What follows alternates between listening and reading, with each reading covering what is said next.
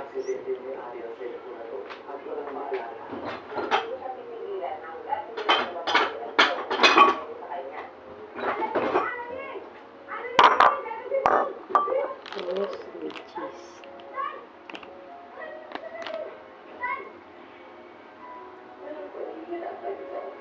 Nahihirapan din ako. Pero wala tayong ginagawa. Ano dapat makaalam si Erwin? Uy, Nervin. Sumuha na ba? Siya ba ang tutos para malaysi dito? Oo, di ba tayo na? Sino ba? Alam ko na yung sikreto mo. Ano sikreto?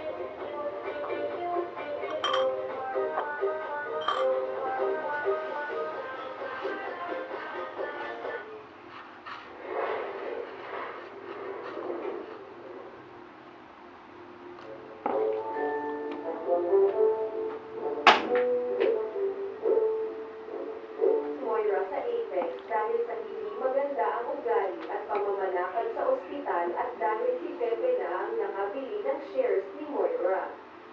Kaya naging desisyon ni Pepe na palayasin si Moira sa Apex.